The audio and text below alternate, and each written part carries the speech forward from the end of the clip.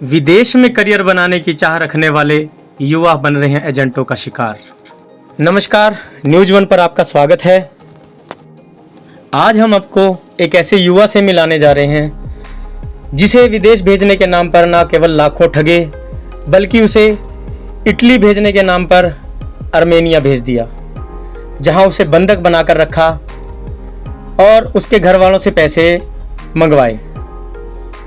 युवक किसी तरह अपने घर वापस पहुंचा और जब वह एजेंट के घर पहुंचे तो वहां उनसे दुर्व्यवहार किया गया।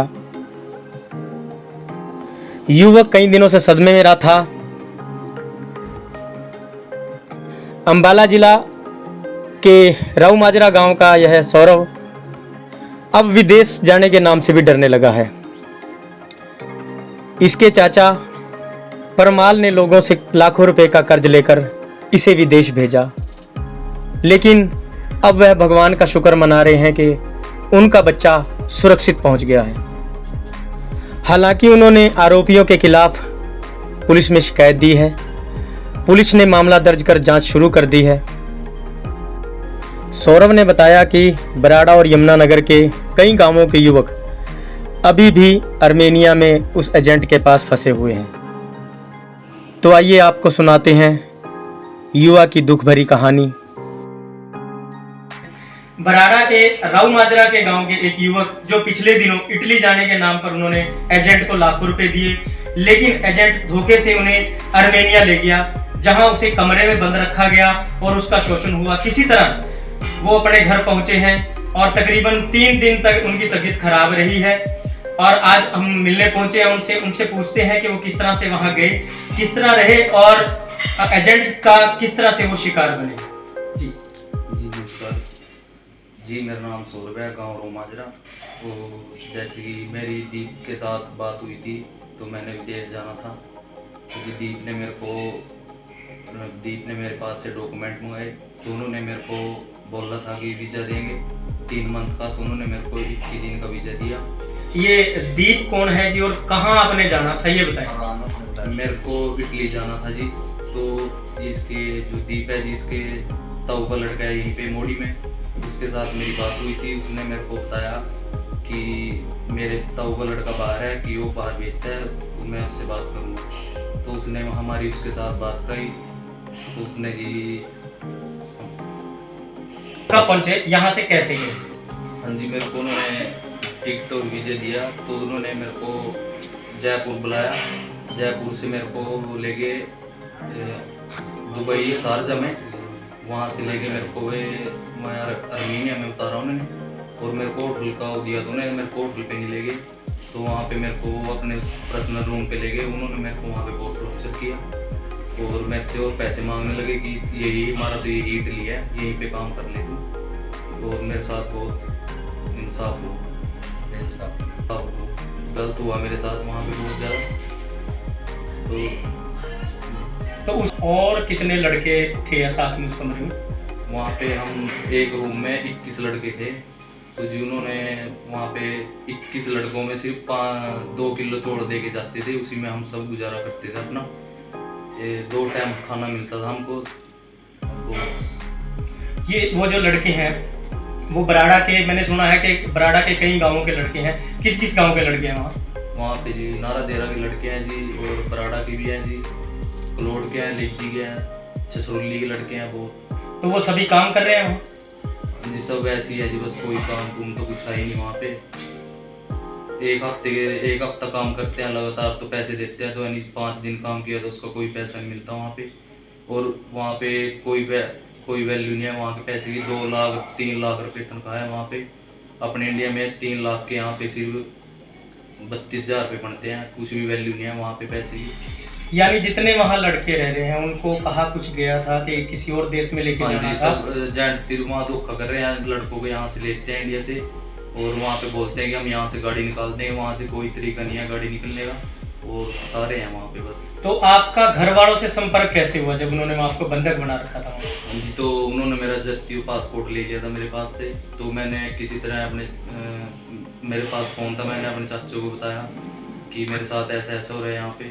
तो उन्होंने उनके साथ बात की, तो मेरे से उन्होंने 2 लाख रुपये मांगे कि तू 2 लाख रुपए दे दे हमारे को, और जैसे कि तू हमारा रिश्तेदार है कि हम तेरा पासपोर्ट दे देंगे। तो उन्होंने, मैंने उनको बोला कि मेरे पास इतना पैसा नहीं है। तो उन्होंने जी मेरे को, मैंने अपने चाचा से बात की, उन्होंने कहा अभी बताओ भी कैसे करना है। तो उनके, हम मेरे चाचा जी उनके घर गए, तो उन्होंने हमारे साथ बहुत बदतमीजी की। उन्होंने कोई, उनके घर वालों ने भी हमारे साथ कोई बात नहीं की।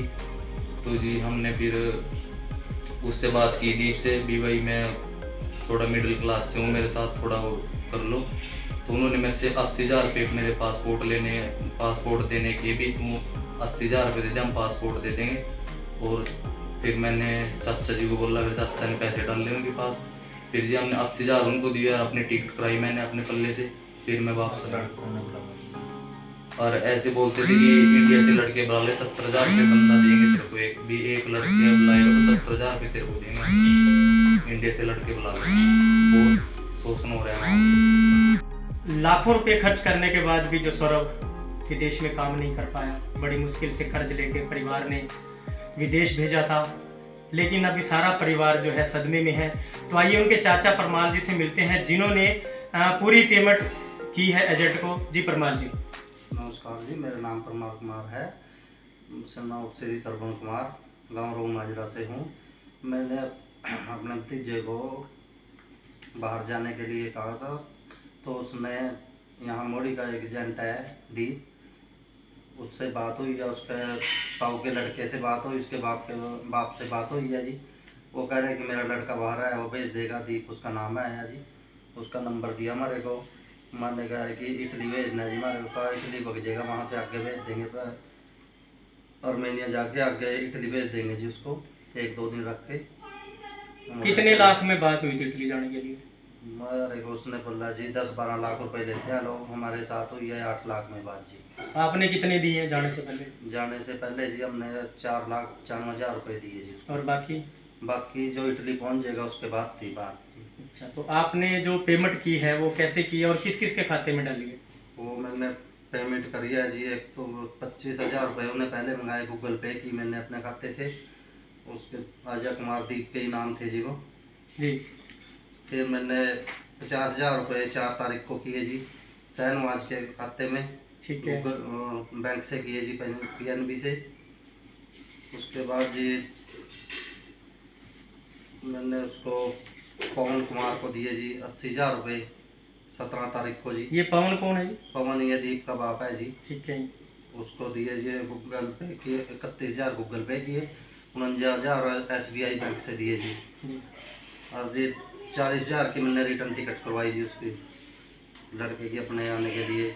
उन्हें वहाँ इसको टॉर्चर किया, हमारा चेता है जी।